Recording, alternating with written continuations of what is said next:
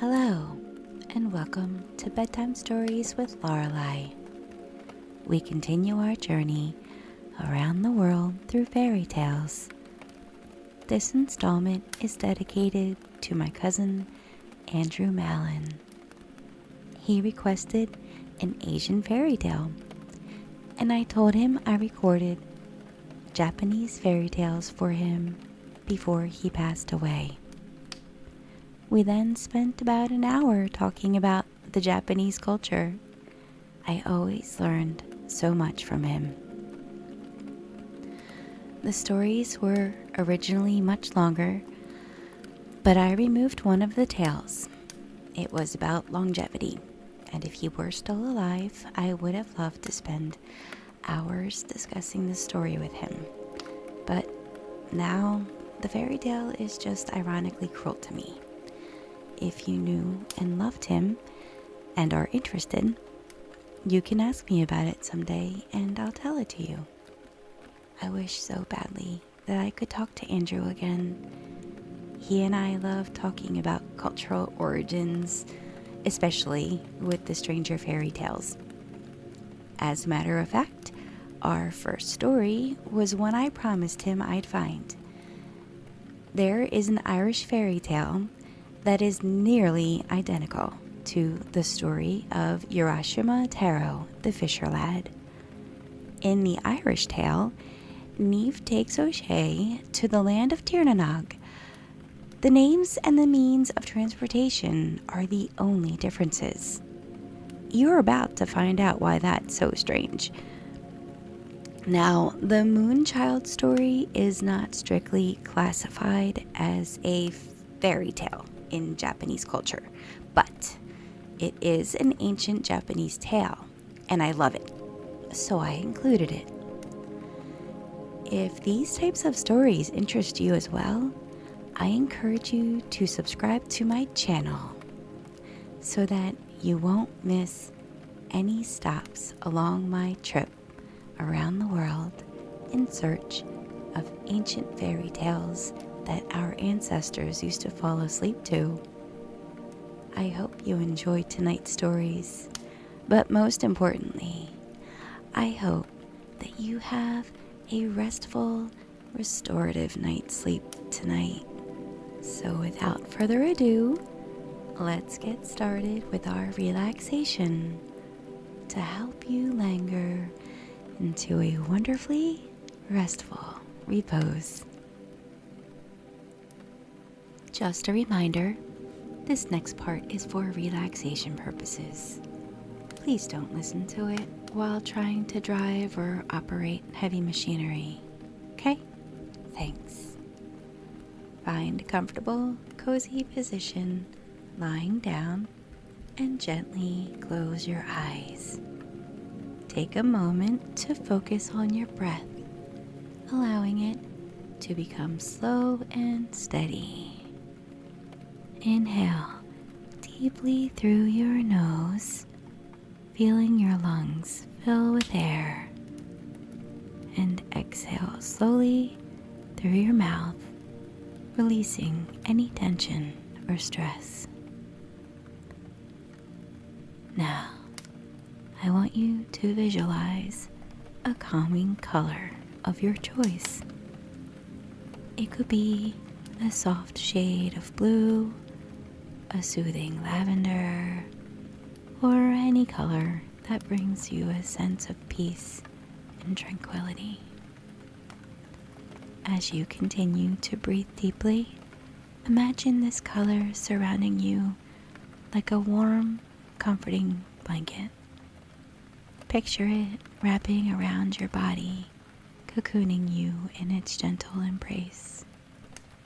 With each inhale, imagine yourself drawing in this color, filling your body with its soothing energy. Feel it washing away any tension or discomfort, leaving you feeling completely relaxed and at ease. As you exhale, visualize any stress or worries leaving your body, carried away on the breath like tiny specks of dust. Now allow this color to spread through your entire being, from the top of your head to the tips of your toes. Feel it penetrating every cell, every muscle, every fiber of your being, infusing you with a deep sense of calmness and serenity.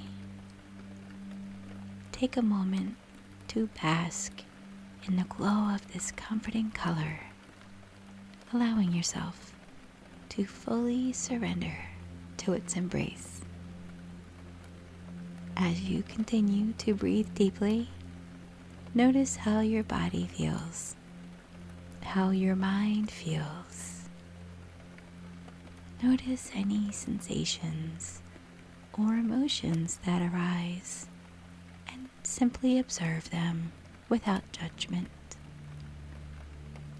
Know that you are safe, you are supported, you are loved.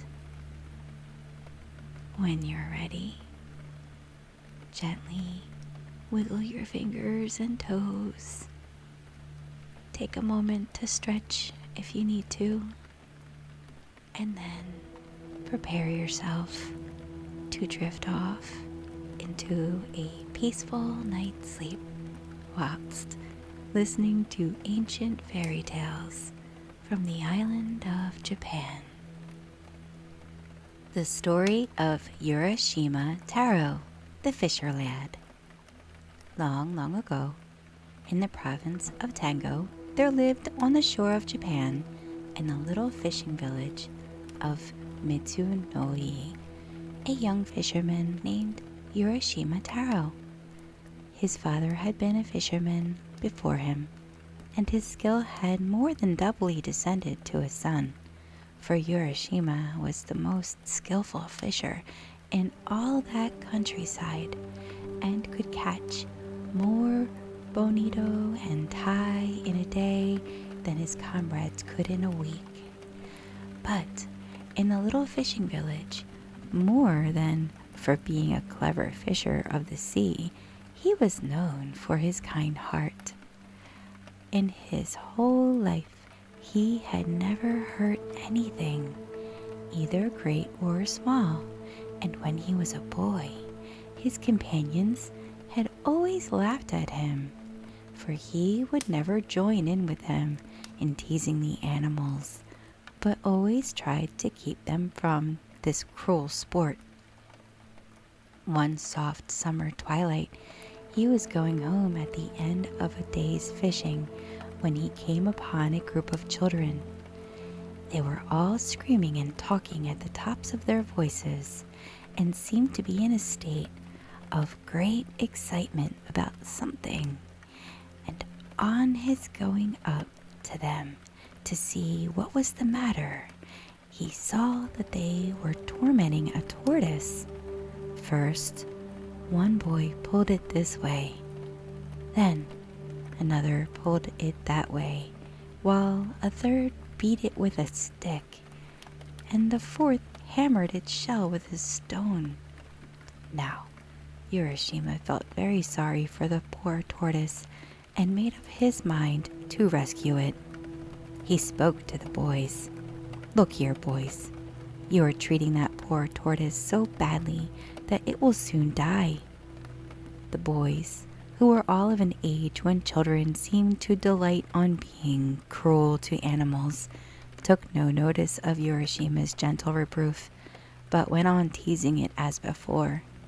One of the older boys answered, "Who cares whether it lives or dies? We do not. Here, boys, go on, go on." And as they began to treat the poor tortoise more cruelly than before, Urashima waited a moment, turning over in his mind what would be the best way to deal with the boys. He would try to persuade them to give the tortoise up to him. So he smiled at them and said, I am sure you are all good, kind boys. Now, won't you all give me the tortoise? I should like to have it so much." "No, we won't give you the tortoise," said one of the boys. "Why should we? We caught it ourselves." "What you say is true," said Urashima, "but I do not ask you to give it to me for nothing. I will give you some money for it. In other words, the Oisín, or uncle, will buy it from you. Won't that do for you, my boys?" He held up some money for them and strung it on a piece of string through a hole in the center of each coin. "Look, boys, you can buy anything you like with this money. You can do much more with this money than you can with that poor tortoise. See what good boys you are to listen to me." The boys were not bad boys at all. They were only mischievous. And as Urashima spoke, they were won by his kind smile and gentle words and began to be of his spirit, as they say in Japan. Gradually, they all came up to him, the ringleader of the little band holding out the tortoise to him. "Very well, Oji-san, we shall give you the tortoise if you will give us the money." And Urashima took the tortoise and gave the money to the boys, who, calling to each other, scampered away and were soon out of sight. Then Urashima stroked the tortoise's back, saying as he did so, "Oh, you poor thing, poor thing. There, there. You are safe now. They say that a stork lives for 1,000 years, but the tortoise for 10,000 years. You have the longest life of any creature in this world, and you were in great danger of having that precious life cut short by those cruel boys. Luckily, I was passing by and saved you, and so life is still yours. Now, I am going to take you back to your home, the sea, at once. Do not let yourself be caught again, for there might be no one to save you next time." All the time that the kind fisherman was speaking, he was walking quickly to the shore and out upon the rocks, then putting the tortoise onto the water, and he watched the animal disappear and turning homeward himself, for he was tired and the sun had set. The next morning, Urashima went out as usual in his boat. The weather was fine, and the sea and sky were both blue and soft in the tender haze of the summer morning. Urashima got into his boat and dreamily pushed out to sea, throwing his line as he did so. As soon as he passed the other fishing boats and left them behind him till they were lost to sight in the distance, and his boat drifted further and further out upon the blue waters. Somehow, he knew not why, he felt unusually happy that morning, and he could not help wishing that, like the tortoise he set free the day before, he had thousands of years to live instead of his own short lifespan of human life. He was suddenly startled from his reverie by hearing his own name called. "Urashima! Urashima!" Clear as a bell and soft as the summer wind, the name floated over the sea. He stood up and looked in every direction, thinking that one of the other boats had overtaken him. But gaze as he might over the wide expanse of water, near or far, there was no sign of a boat, so the voice could not have come from any human being. Startled and wondering who or what was that had called him so clearly, he looked in all directions around him and saw that, without his knowing, it was a tortoise that had come to the side of the boat. Urashima saw with surprise that it was the very tortoise that he had rescued the day before. "Well, Mr. Tortoise," said Urashima, Was it you who called my name just now?" The tortoise nodded his head several times and said, "Yes, it was I. Yesterday, in your honorable shadow, Okaj Same Day, my life was saved, and I have come to offer you my thanks and to tell you how grateful I am for your kindness to me."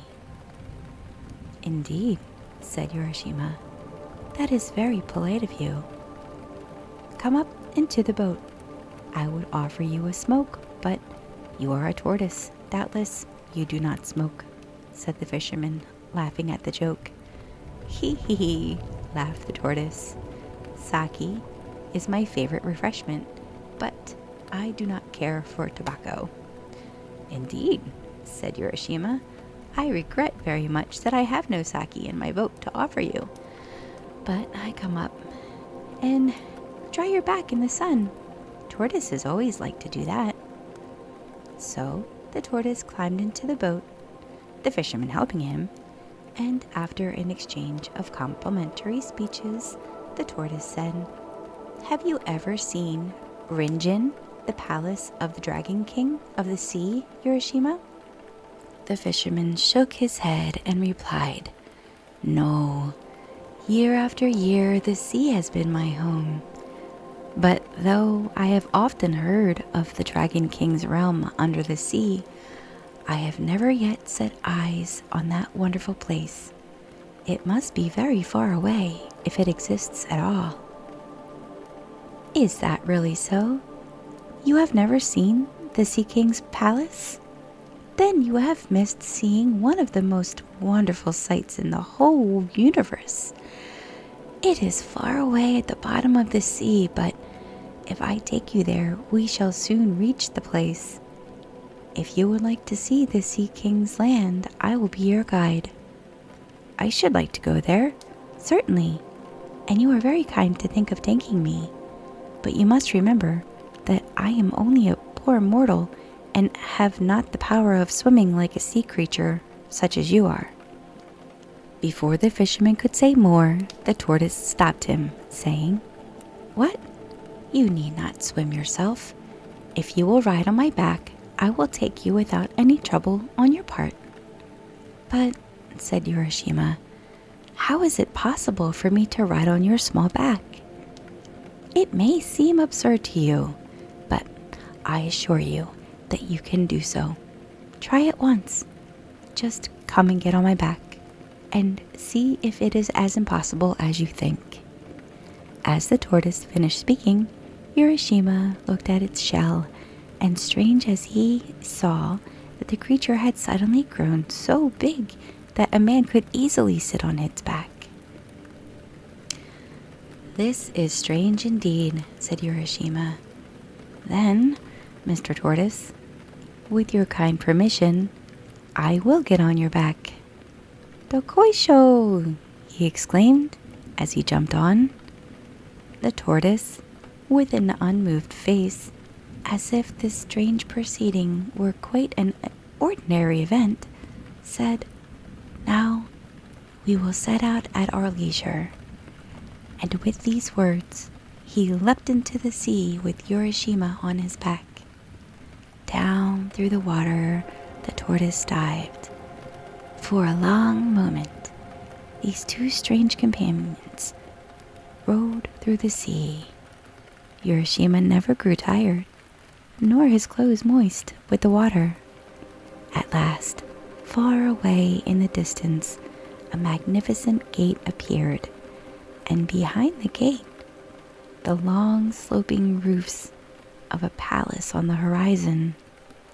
"Yeah," exclaimed Urashima, "that looks like the gate of some large palace just appearing. Mr. Tortoise, can you tell what that place is that we can now see?" "That is the great gate of Rinjin Palace. The large roof that you see behind the gate is the Sea King's palace itself." "Then we have at last come to the realm of the Sea King and to his palace," said Urashima. "Yes, indeed," answered the tortoise. "And don't you think We have come very quickly." And while he was speaking, the tortoise reached the side of the gate. "And here we are, and you must please walk from here." The tortoise now went in front, and speaking to the gatekeeper said, "This is Urashima Taro, from the country of Japan. I have had the honor of bringing him as a visitor to this kingdom. Please show him the way." Then the gatekeeper, who was a fish, at once led the way through the gate before them. The red bream, the flounder, the sole, the cuttlefish, and all of the chief vassals of the Dragon King of the Sea now came out with courtly bows to welcome the stranger. "Urashima-sama, Urashima-sama, welcome to the Sea Palace, the home of the Dragon King of the Sea. Thrice welcome are you, having come from such a distant country. And you, Mr. Tortoise, we are greatly indebted to you for all of your trouble in bringing Urashima here." Then, turning again to Urashima, they said, "Please follow this way." And from there, the whole band of fishes became his guides.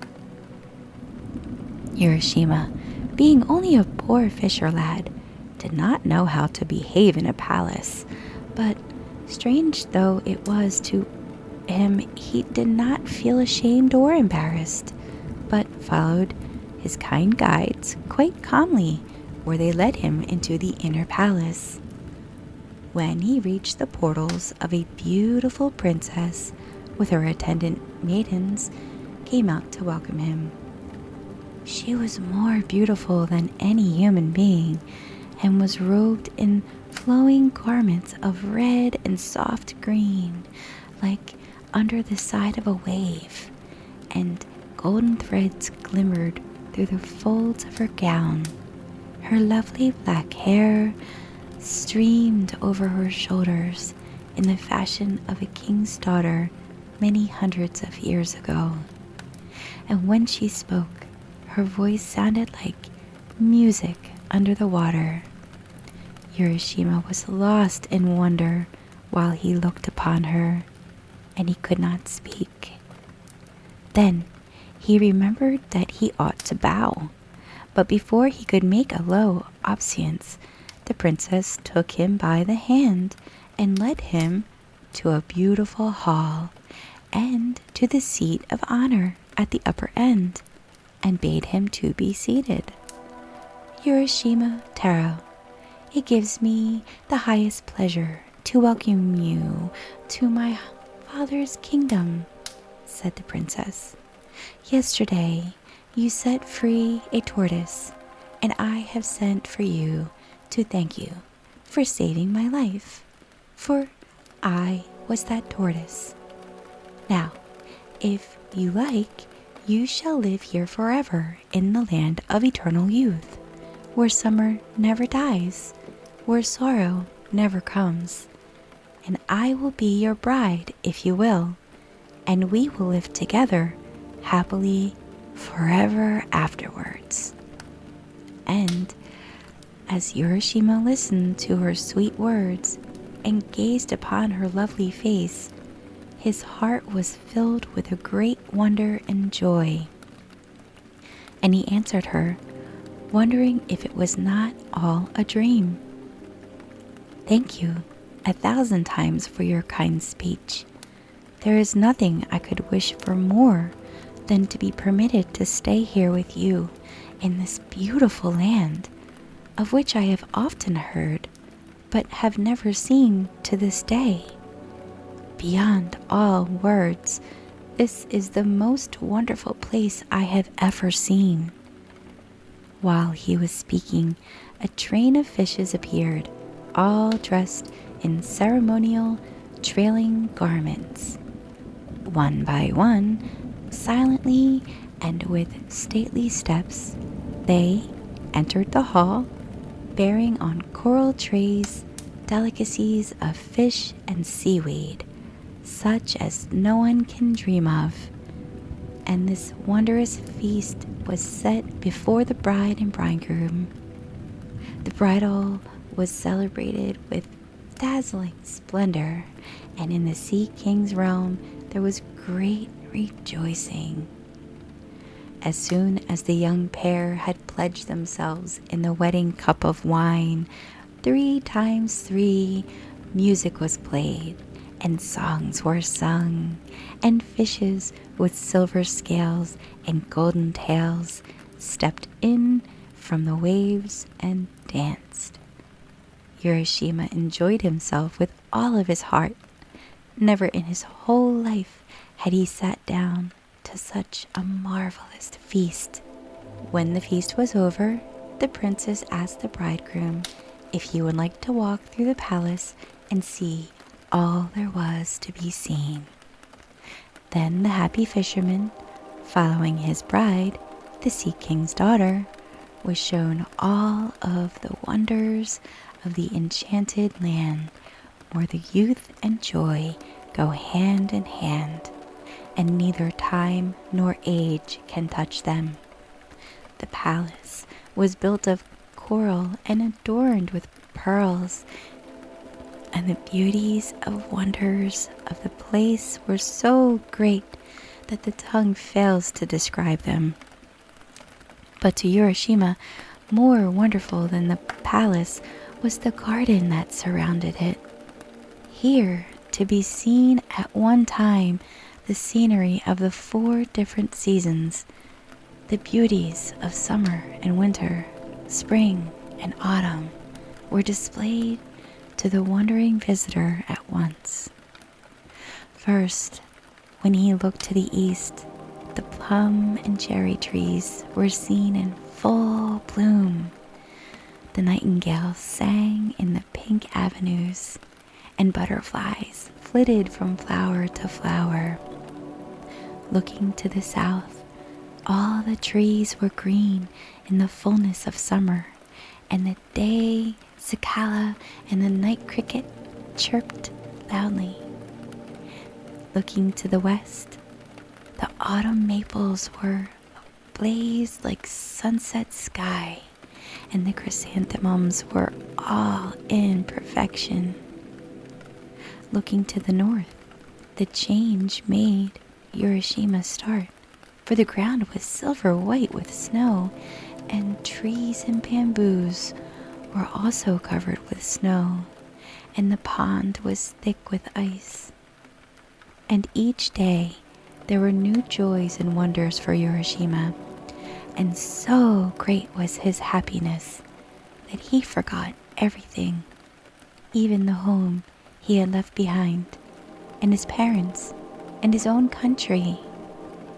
And 3 days passed without his even thinking of all he had left behind.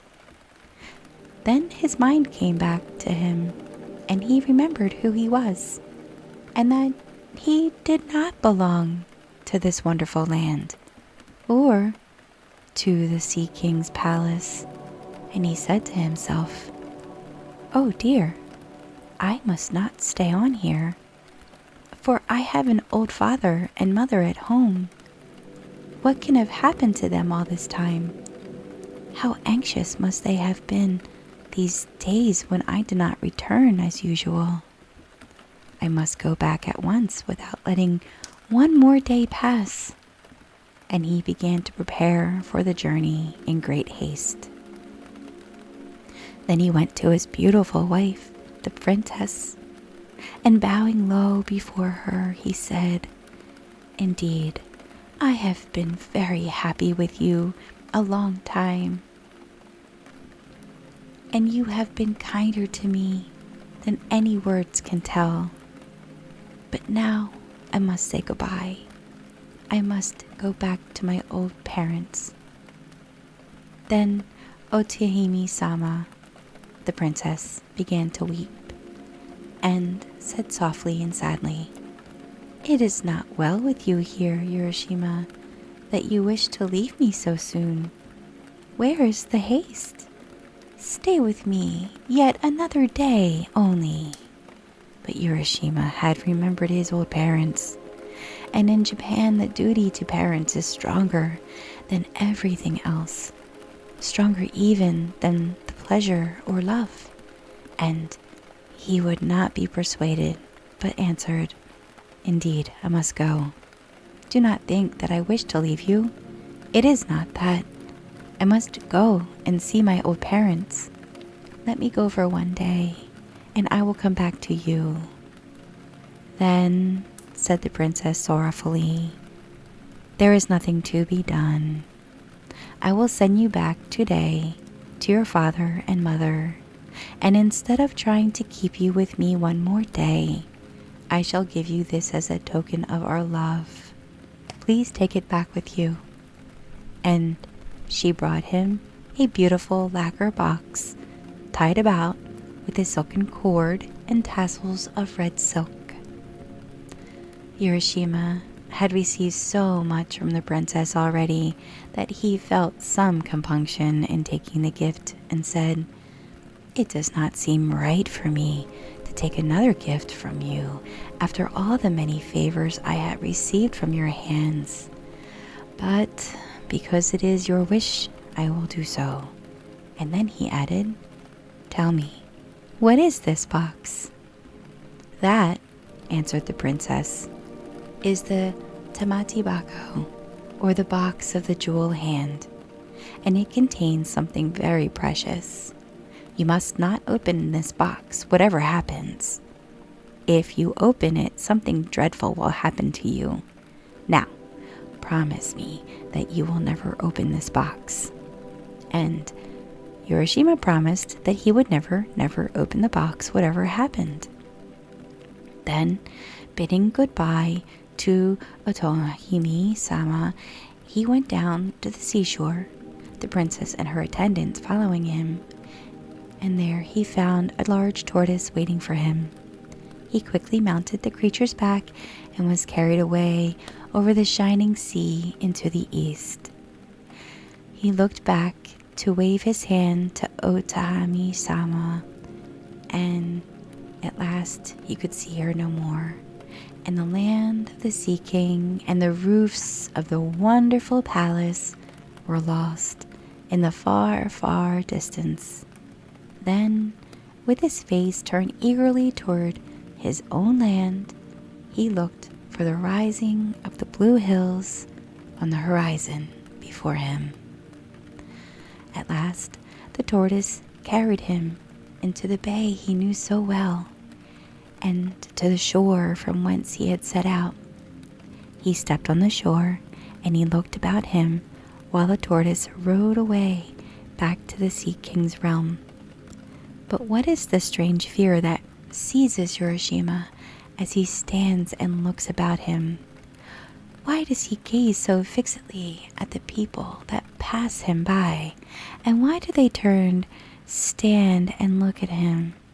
The shore is the same, and the hills are the same, but the people that he sees walking past him have very different faces to those he had known so well before. Wondering what it can mean, he walks quickly towards his old home. Even that looks different, but a house stands on the spot, and he calls out, "Father, I have just returned." And he was about to enter when he saw a strange man coming out. "Perhaps my parents have moved while I have been away, and have gone somewhere else," was the fisherman's thought. Somehow, he began to feel strangely anxious. He could not tell why.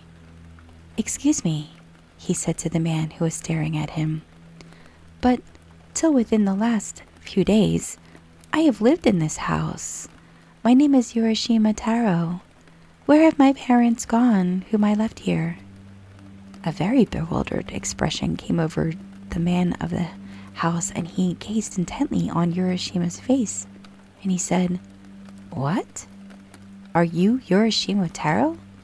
"Yes," said the fisherman. "I am Urashima Taro." "Ha ha!" laughed the man. "You must not make such jokes. It is true that once upon a time, a man called Urashima Taro did live in this village and in this house, but that is a story 300 years ago. He could not possibly be alive now.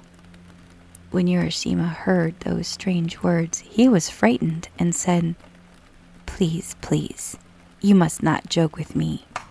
I am greatly perplexed. I am really Urashima Taro, and I certainly have not lived 300 years. Till 4 or 5 days ago, I lived on this spot. Tell me what I want to know without more joking. Please." The man's face grew more and more grave, and he answered, "You may or may not be Urashima Taro. I don't know. But the Urashima Taro of whom I have heard of is a man who lived 300 years ago. Perhaps you are his spirit come to revisit your old home." "Why do you mock me?" said Urashima. "I am no spirit. I am a living man. Do you not see my feet? And Dandan," he stamped on the ground, first with one foot and then with the other to show the man. "Japanese ghosts have no feet. But Urashima Taro lived 300 years ago. That is all I know. It is written in the village chronicles," persisted the man, who could not believe what the fisherman said. Urashima was lost in bewilderment and trouble. He stood looking all around him, terribly puzzled, and indeed, something in the appearance of everything was different to what he remembered before he went away, and the awful feeling came over him that what the man said was perhaps true. He seemed to be in a strange dream. The few days he had spent in the Sea King's palace beyond the sea had not been days at all. They had been hundreds of years. And in that time, his parents had died, and all the people he had ever known and the village had been written down in history. There was no use in staying here any longer. He must get back to his beautiful wife beyond the sea. He made his way back to the beach, carrying in his hand the box which the princess had given him. But which was the way? He could not find it alone. Suddenly, he remembered the box, the tamate bako. The princess told me when she gave me the box never to open it, that it contained a very precious thing. But now that I have no home, now that I have lost everything that was dear to me here, and my heart grows thin with sadness at such a time, if I open the box, surely I shall find something that will help me, something that will show me the way back to my beautiful princess over the sea. There is nothing else for me to do now. Yes, I will open the box. I will look in." And so his heart consented to this act of disobedience, and he tried to persuade himself that he was doing the right thing in breaking his promise. Slowly, very slowly, he untied the red silk cord. Slowly and wonderingly, he lifted the lid of the precious box. And what did he find? Strange to say, only a beautiful little purple cloud rose out of the box in 3 soft wisps. For an instant, it covered his face and wavered over him as if loath to go, and then it floated away like a vapor over the sea. Urashima, who had been, till that moment, like a strong and handsome youth of 24, suddenly became very, very old. His back doubled up with his age, his hair turned snowy white, his face wrinkled, and he fell down dead on the beach. Poor Urashima, because of his disobedience, he could never return to the Sea King's realm or the lovely princess beyond the sea. Little children, never be disobedient to those who are wiser than you, for disobedience was the beginning of all the miseries and sorrows of life.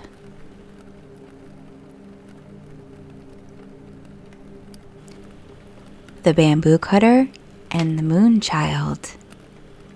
Long, long ago, there lived an old bamboo woodcutter. He was very poor and sad also, for no child had heaven sent to cheer his old age, and in his heart there was no hope of rest from work till he died and was laid in the quiet grave. Every morning he went forth into the woods and the hills where the bamboo reared its lithe green plumes against the sky. When he had made his choice, he would cut down those feathers of the forest, and splitting them lengthwise or cutting them into joints, he would carry the bamboo wood home and make it into various articles for the household. And he and his wife gained a small livelihood by selling them. One morning, as usual, he had gone out to do his work, and having found a nice clump of bamboos, had set to work to cut down some of them. Suddenly, the green grove of bamboos was flooded with a bright, soft light, as if the full moon had risen over the spot. Looking round in astonishment, he saw that the brilliance was streaming from one bamboo. The old man, full of wonder, dropped his axe and went towards the light. On nearer approach, he saw that this soft splendor came from a hollow in the green bamboo stem, and still more wonderful to behold, in the midst of a brilliance stood a tiny human being, only 3 inches in height, and exquisitely beautiful in appearance. "You must be sent to be my child, for I find you here amongst the bamboos, where lies my daily work," said the old man, and taking the little creature in his hand, he took it home to his wife to bring up. The tiny girl was so exceedingly beautiful and so small that the old woman put her in a basket to safeguard her from the least possibility of being hurt in any way. The old couple were now very happy, for it had been a lifelong regret that they had no children of their own, and with joy they now expended all of the love of their old age on the little child who had come to them in so marvelous a manner. From this time on, the old man often found gold in the notches of the bamboos when he hewed them down and cut them up. Not only gold, but precious stones also, so that by degrees he became rich. He built himself a fine house, and was no longer known as the poor bamboo woodcutter, but as a wealthy man. 3 months passed quickly away, and in that time the bamboo child had, wonderful to say, become a full-grown girl. So her foster parents did up her hair and dressed her in beautiful kimonos.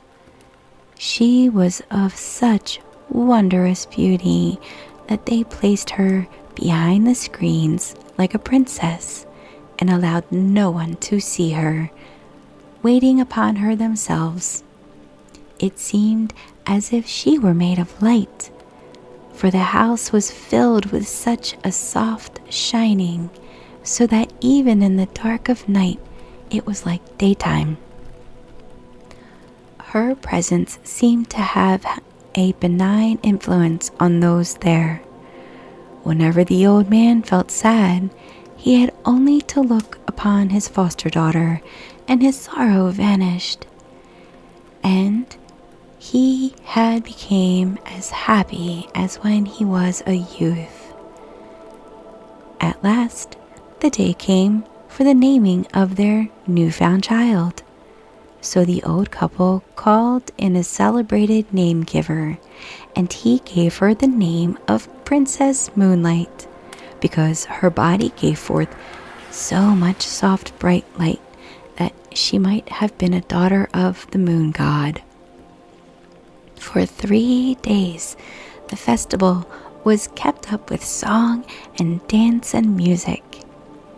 All of the friends and relations of the old couple were present, and great was their enjoyment of the festivals held to celebrate the naming of Princess Moonlight. Everyone who saw her declared that they never had seen anyone so lovely. All the beauties throughout the length and breadth of the land would grow pale beside her. So they said. The fame of the princess's loveliness spread far and wide, and many were suitors who desired to win her hand, or even so much as to see her. Suitors from far and near posted themselves outside the house and made little holes in the fence in the hope of catching a glimpse of the princess as she went from one room to the other along the veranda. They stayed there day and night, sacrificing even their sleep for a chance of seeing her. But all in vain. When they approached the house and tried to speak to the old man and his wife or some of the servants, but not even was this granted to them. Still, in spite of all this disappointed, they stayed on day after day and night after night, counted it as nothing, so great was their desire to see the princess. At last, however, most of the men, seeing how hopeless their quest was, lost heart and hope both and returned to their homes, all except 5 knights, whose ardor and determination, instead of waning, seemed to wax greater with obstacles. These 5 men even went without their meals, and took snatches of whatever they could get brought to them, so that they might always stand outside the dwelling. They stood there in all weathers, in sunshine and in rain. Sometimes they wrote letters to the princess, but no answer was vouchsafed to them. Then, when letters failed to draw any reply, they wrote poems to her, telling her of the hopeless love which kept them from sleep, from food, from rest, even from their homes. Still, Princess Moonlight gave no sign of having received their verses. In this hopeless state, the winter passed. The snow and frost and the cold winds gradually gave place to the gentle warmth of spring. Then the summer came, and the sun burned white and scorching in the heavens above and the earth beneath, and still these faithful knights kept watch and waited. At the end of these long months, they called out to the old bamboo cutter and entreated him to have some mercy upon them and to show them the princess. But he answered only that he was not her real father and could not insist on her obeying him against her wishes. The 5 knights, on receiving this stern answer, returned to their several homes and pondered over the best means of touching the proud princess's heart, even so much as to grant them a hearing. They took their rosaries in hand and knelt before their household shrines and burned precious incense, praying to Buddha to give them their heart's desire. Thus several days passed, and even so they could not rest in their homes.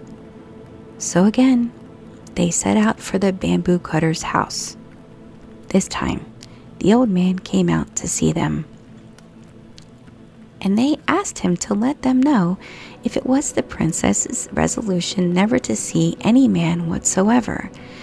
And they implored him to speak for them and to tell her the greatness of their love and how long they have waited through the cold of winter and the heat of summer, sleepless and roofless through all weathers, without food and without rest, in the ardent hope of winning her.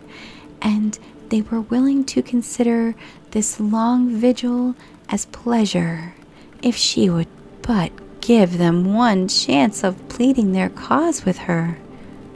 The old man lent a willing ear to their tale of love, for in his inmost heart he felt sorry for these faithful suitors who would have liked to see his lovely foster daughter married to one of them.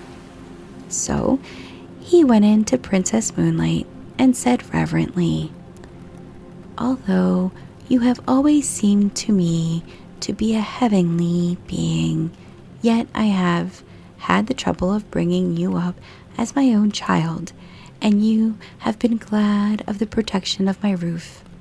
Will you refuse to do as I wish?"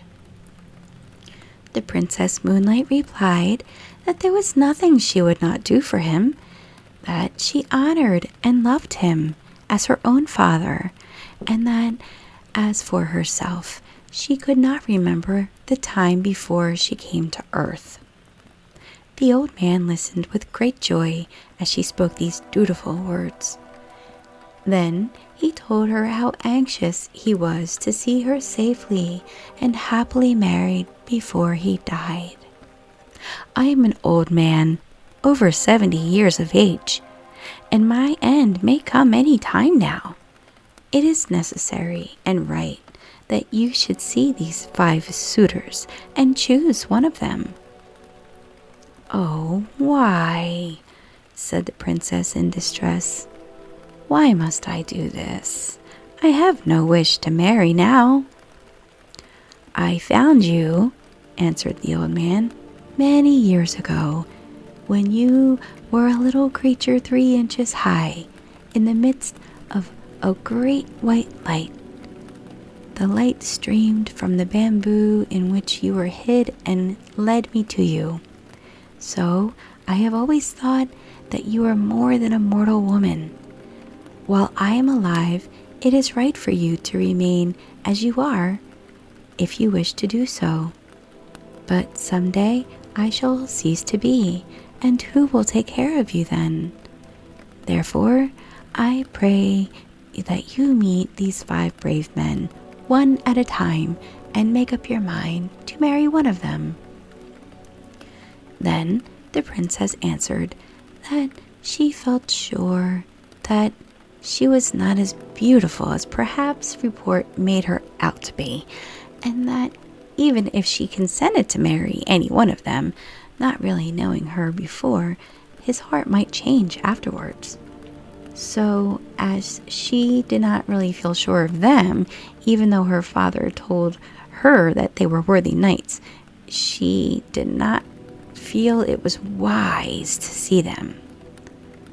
"All you say is very reasonable," said the old man, "but what kind of men will you consent to see? I do not call these 5 men who have waited on you for months light-hearted. They have stood outside this house through winter and summer, often denying themselves food and sleep so that they may win you. What more can you demand?"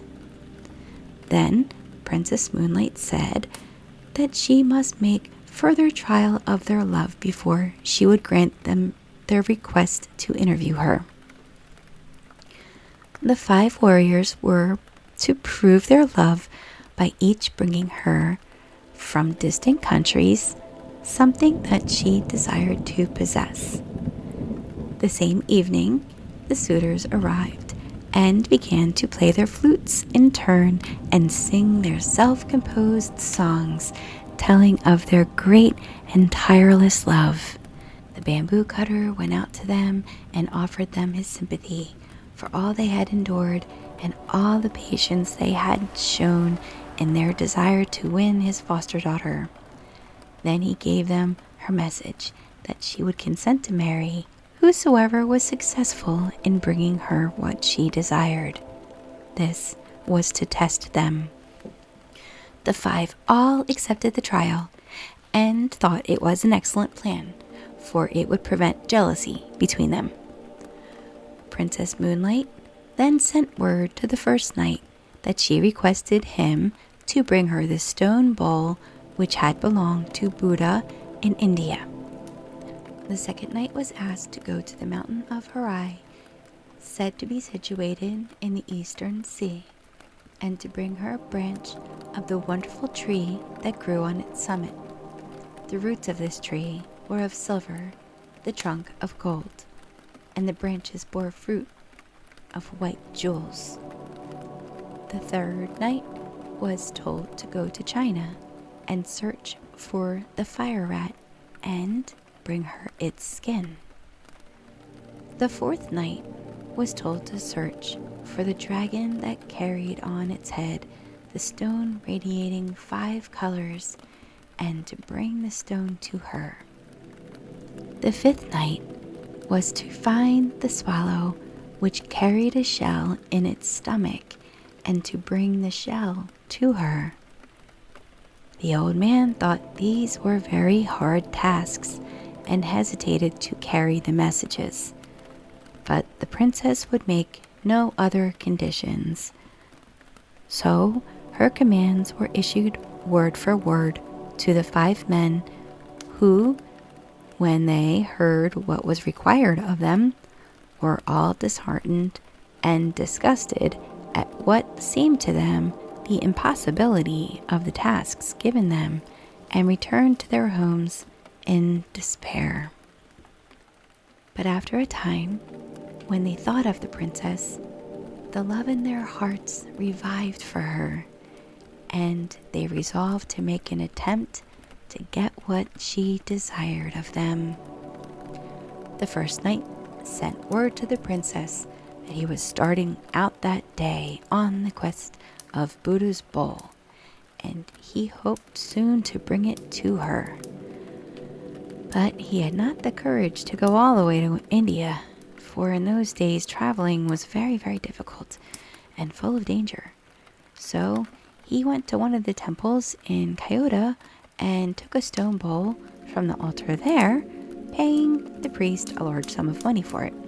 He then wrapped it in a cloth of gold and, waiting quietly for 3 days, returned and carried it to the old man. Princess Moonlight wondered that the knight should have returned so soon. She took the bowl from its gold wrapping, expecting it to make the room full of light, but it did not shine at all. So she knew that it was a sham thing and not the true bowl of Buddha.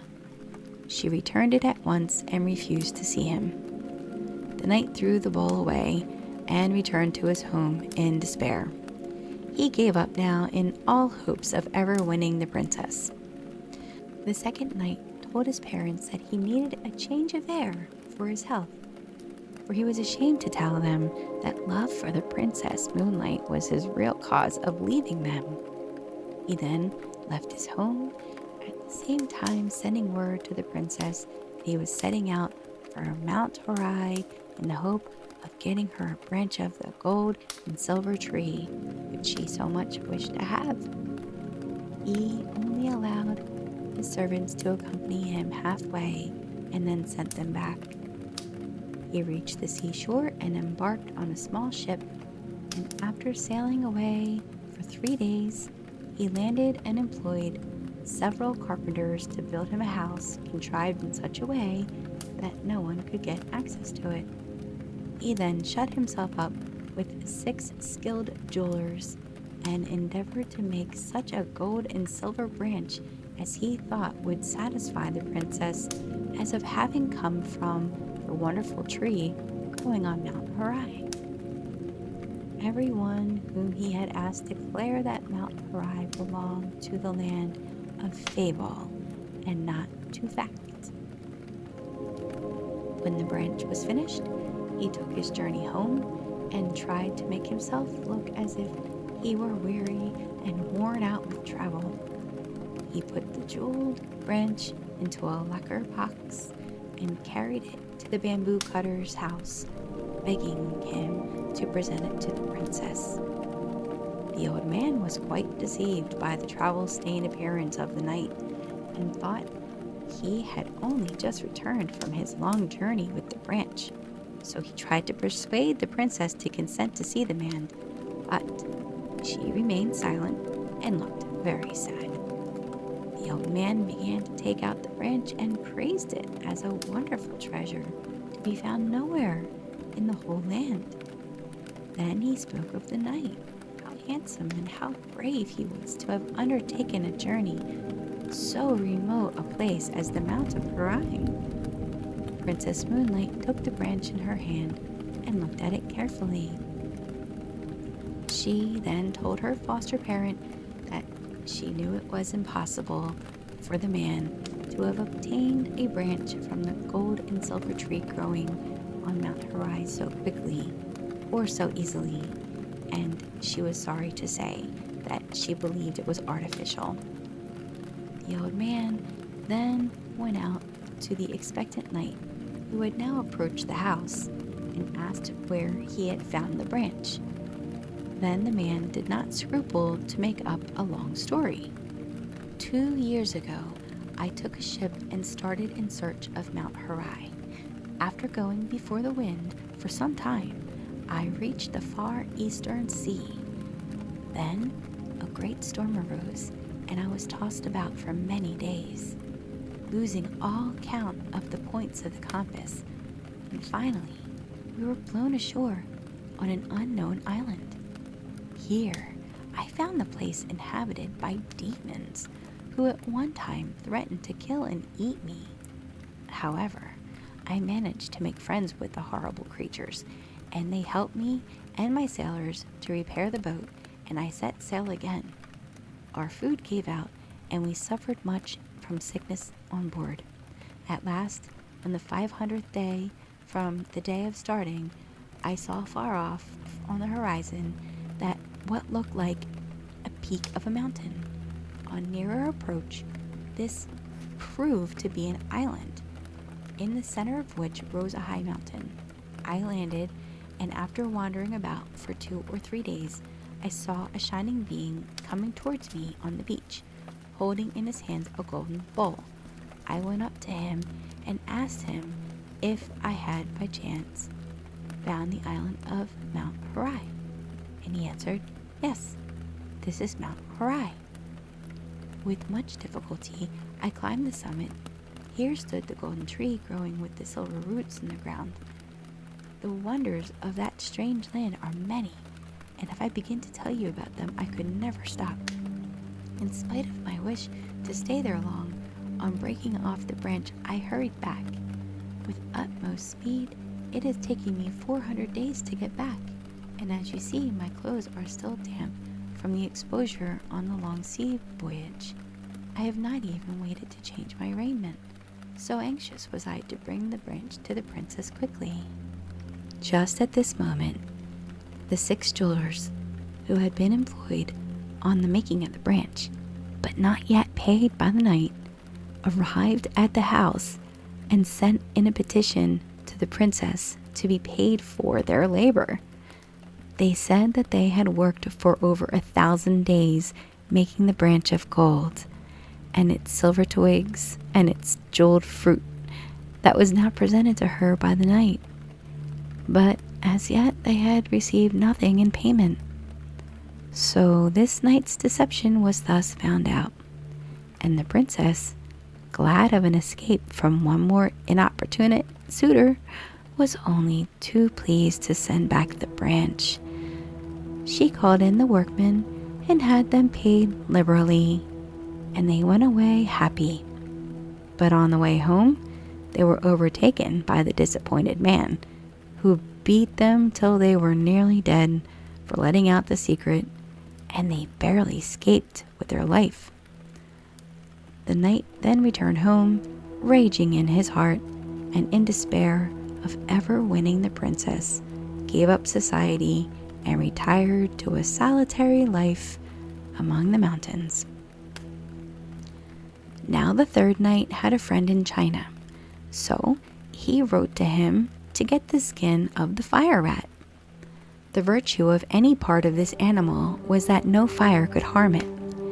He promised his friend any amount of money that he liked to ask if only he could get him the desired article. As soon as the news came that the ship on which his friend had sailed home had come into port, he rode 7 days on horseback to meet him.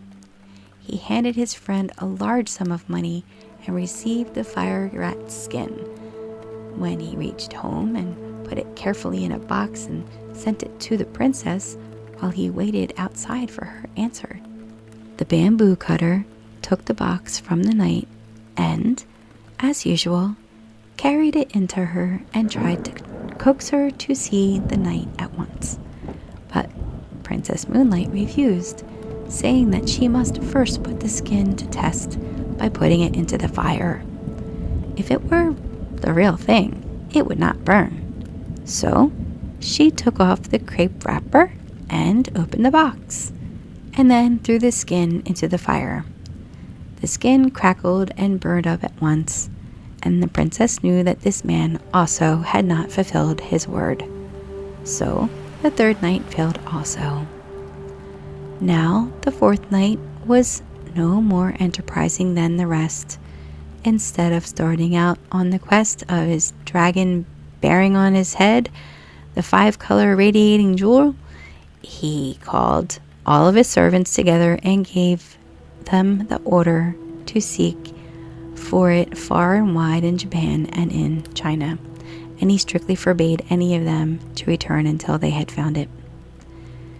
His numerous retainers and servants started out in different directions, with no intention, however, of obeying what they considered an impossible order. They simply took a holiday and went to pleasant countries and different places together and grumbled at their master's unreasonableness. The knight, meanwhile, thinking that his retainers could not fail to find the jewel, repaired to his home and fitted it up beautifully for the reception of the princess. He felt so sure of winning her. 1 year passed away in weary waiting, and still his men did not return with the dragon jewel. The knight became desperate. He could wait no longer. So taking with him only 2 men, he hired a ship and commanded the captain to go in search of the dragon. The captain and the sailors refused to undertake what they said was an absurd search, but the knight compelled them to at last put out to sea. When they had been but a few days out, they encountered a great storm which lasted so long, by the time its fury abated, the knight had determined to give up the hunt of the dragon.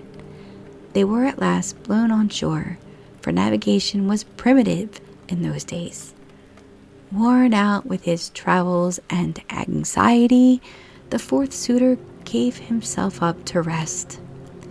He had caught a very heavy cold and had to go to bed with a swollen face. The governor of the place, hearing of his plight, sent messengers with a letter inviting him up to his house. While he was there thinking over all of his troubles, his love for the princess turned to anger, and he blamed her for all of the hardships that he had overgone. He thought that it was quite probable that she had wished to kill him, that she might be rid of him, and in order to carry out her wish, had sent him upon this impossible quest. At this point, all of the servants he had sent out to find the jewel came to see him and were surprised to find praise instead of displeasure awaiting them. The master told them that he was heartily sick of adventure and said that he never intended to go near the princess's house again in the future. Like all the rest, the fifth knight failed in his quest. He could not find the swallow's shell. By this time, the fame of Princess Moonlight's beauty had reached the ears of the emperor, and he sent one of the court's ladies to see if she were really as lovely as the report said. So, if he could summon her to the palace and make her one of the ladies in waiting. When the court lady arrived, in spite of her father's entreaties, Princess Moonlight refused to see her. The imperial messenger insisted, saying that it was the emperor's order. Then Princess Moonlight told the old man that if she was forced to go to the palace in obedience to the emperor's order, she would vanish from the earth. When the emperor was told of her persistence in refusing to obey his summons, and that if pressed to obey, she would disappear altogether from sight, he determined to go and see her. So he planned to go on a hunting excursion in the neighborhood of the bamboo cutter's house and see the princess himself. He sent word to the old man of his intention, and he received consent to the scheme. The next day, the emperor set out with his retinue, which he soon managed to outride. He found the bamboo cutter's house and dismounted. He then entered the house and went straight to where the princess was sitting with her attendant maidens. Never had he seen anyone so wonderfully beautiful, and he could not but look at her, for she was more lovely than any human being, as she shone in her own soft radiance. When Princess Moonlight became aware that a stranger was looking at her, she tried to escape from the room.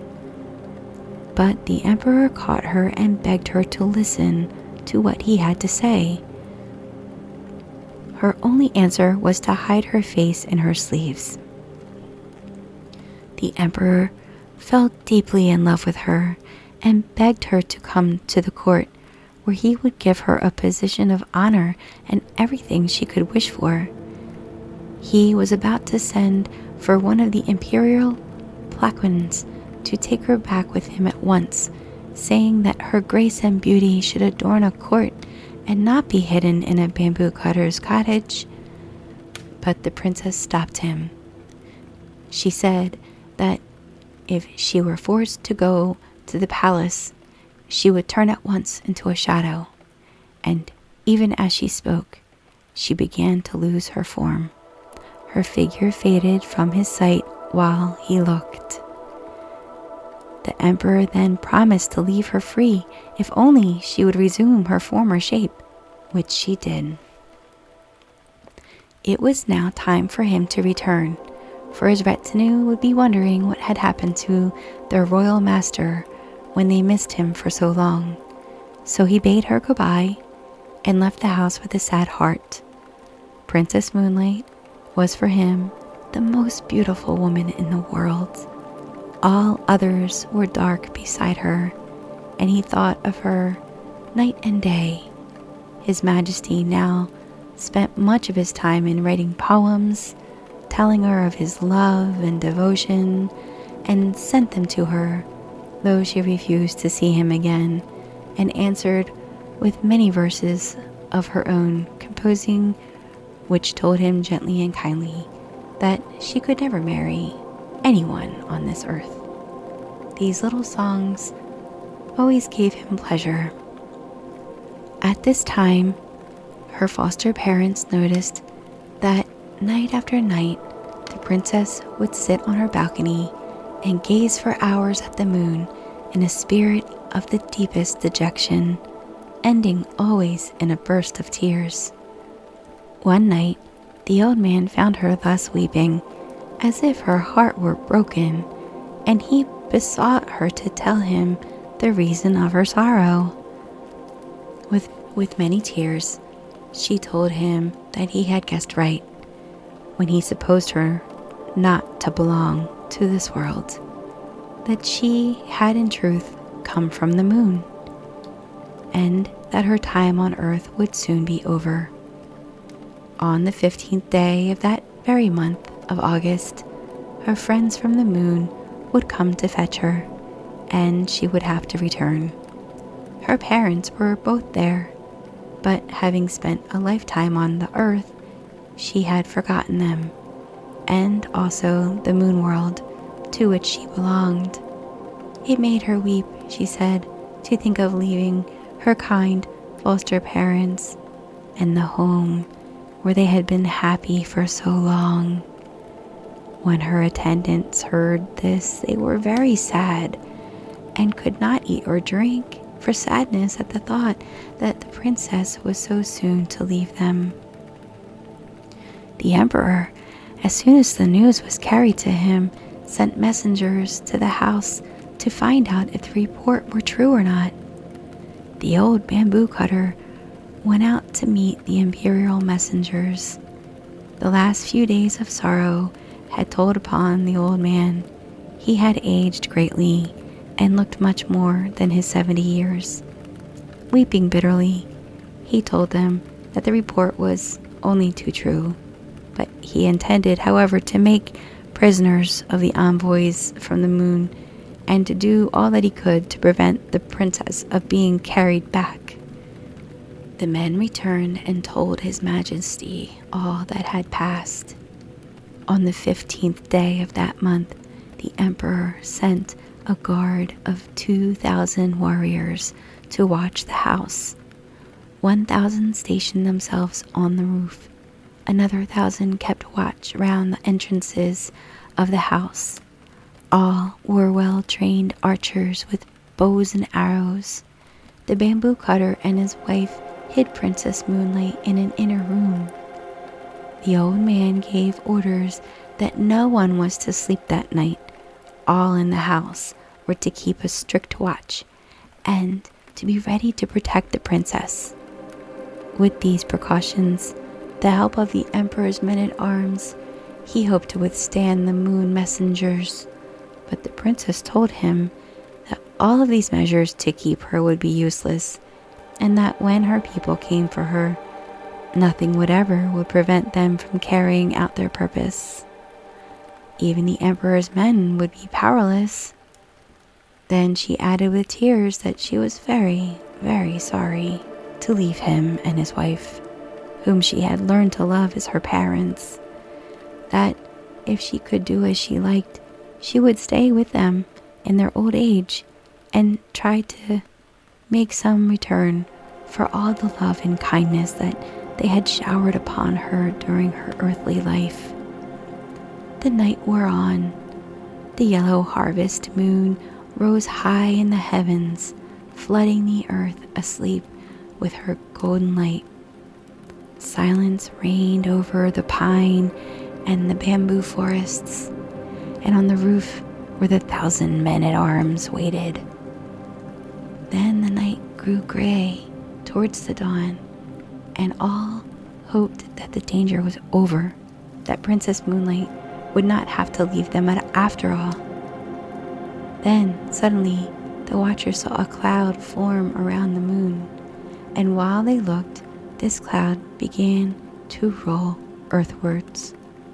Nearer and nearer it came, and everyone saw with dismay that its course lay north towards the house.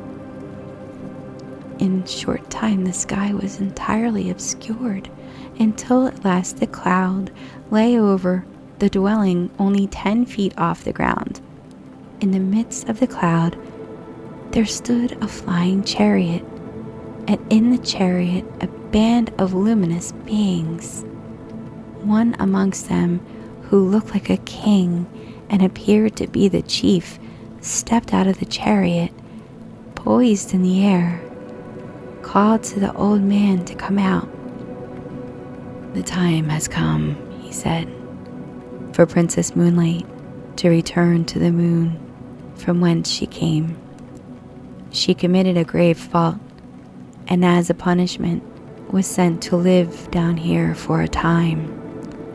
We know what good care you have taken of the princess, and we have rewarded you for this, and have sent you wealth and prosperity. We put the gold in the bamboos for you to find. I have brought up this princess for 20 years, and never once has she done a wrong thing. Therefore, the lady you are seeking cannot be this one, said the old man. I pray that you look elsewhere. Then the messenger called aloud, saying, Princess Moonlight, come out from this lowly dwelling. Rest not here another moment.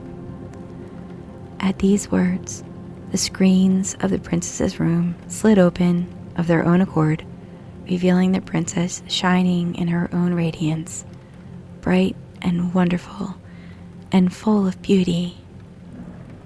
The messenger led her forth and placed her in the chariot. She looked back and saw with pity and deep sorrow of the old man. She spoke to him many comforting words, and told him that it was not her will to leave him, and that he must always think of her when looking at the moon.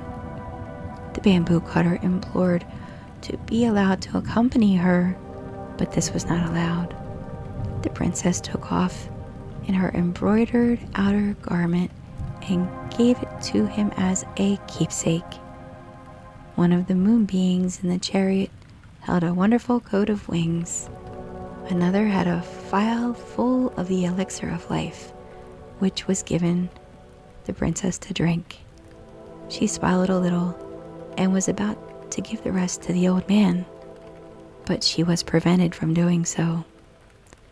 The robe of wings was about to be put upon her shoulders, but she said, Wait a little. I must not forget my good friend the emperor. I must write him once more to say goodbye while still in this human form. In spite of the impatience of the messengers and charioteers, she kept them waiting while she wrote. She placed the phial of the elixir of life with the letter, and, giving them to the old man, she asked him to deliver them to the emperor. Princess Moonlight's letter was carried to the palace. His Majesty was afraid to touch the elixir of life, so he sent it with the letter to the top of the most sacred mountain in the land, Mount Fuji. And there the royal emissaries burnt it on the summit at sunrise. So to this day, people say there is smoke to be seen rising from the top of Mount Fuji to the clouds. Then the chariot began to roll heavenwards towards the moon, and as they all gazed with tearful eyes at the receding princess, the dawn broke, and in the rosy light of day, the moon chariot and all in it were lost amongst the fleecy clouds that were now wafted across the sky on the wings of the morning wind. The end. I hope you enjoyed tonight's stories. If you are still awake, it's time to turn your brain off, wind down, and truly relax, and let the day come to a close. Tomorrow is a new day, full of promise for you. Let your mind and body relax and drift off. Let the subconscious take over to begin sorting and sifting through your day, taking the important pieces and storing them in their proper places in your mind.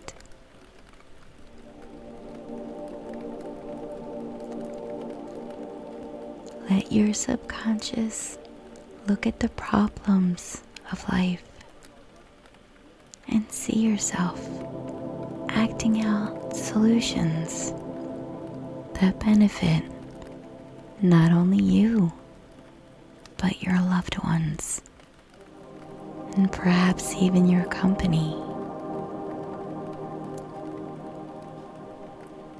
Perhaps your solutions benefit the world.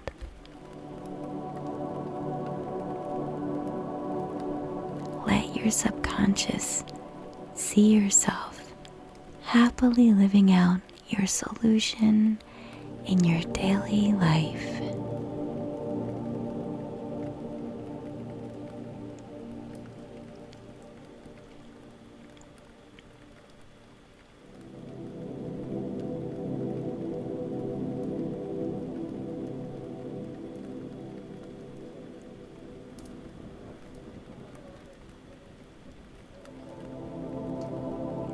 Dream it first to see what is possible. You will then know where to point your arrow in life.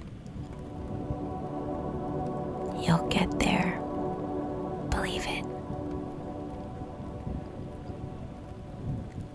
Good night, dear ones. Thank you for watching Bedtime Stories with Lauralai. If you enjoyed my storytelling, please like my video, and I encourage you to subscribe to my channel so that you won't miss any of this journey around the world. I am taking off again in search of more ancient fairy tales.